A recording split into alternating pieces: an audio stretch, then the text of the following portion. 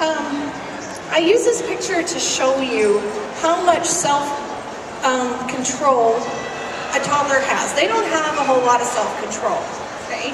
They get it more around age 4 or 5. So if you show 2 glasses of water to a 4-year-old, and then you pour that water into different size glasses, they will tell you it's not the same water, that you've added or lost water somehow. Their brain cannot process that. Now a 7-year-old can tell you it's the same water, right? But it's just helpful to know that a young child doesn't have a lot of self-control. They may know your rules, but they still need to touch things or do what they're doing. They're not doing it to annoy you, it's just their developmental state. So, this is the difference between discipline and punishment. And I talked a little bit about this. Discipline is generally to teach. Punishment is generally designed to hurt a child. So discipline tends to be proactive. It can be things simply as child-proofing your house to prevent problems. That's called good discipline. And punishment tends to be reactive and address what's in the short term. So, the best thing to do is to get yourself calm first, right? You don't want to be angry when you're dealing with your child's issues. So get yourself calm, then you get your child calm, because they're usually upset or emotional too, and then you look at how can I solve this problem? What can I do differently? If I put away the cookies before dinner so they don't see them, we won't have this issue next time, okay? If your child keeps touching something, put it away, and then you solve the problem for next time. So get yourself calm, get your child calm, look at solving the problem. These are some recommended strategies for children from 0 to 3.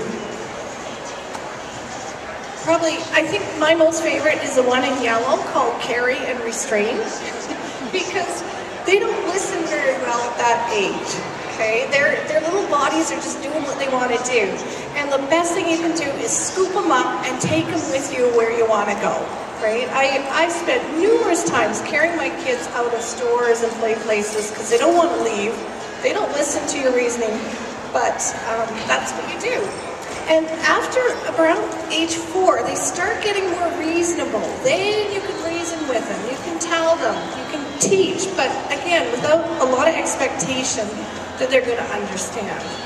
Your best teaching years are from 5 to 12. You can do all your teaching then, all your parenting then. Until then, it's pretty much damage control. Keep them safe, keep your house safe, okay? Supervise them. So carrying restraint is probably the best one, and there's a lot up there. If you don't understand any of them or want to ask me a question, come to my booth after and I'll explain them all.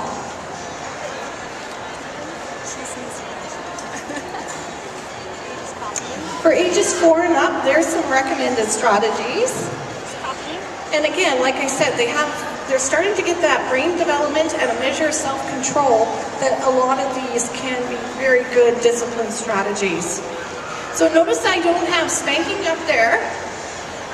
Spanking is not recommended for a number of reasons, just because it increases the risk to the child of a few things, like mental health problems, aggression, it's not saying that your child will have those, but it does increase the risk. So spanking's not recommended. The other thing I don't have up there is timeout. And I want to say the best way to teach a child how to take a timeout is to take one yourself.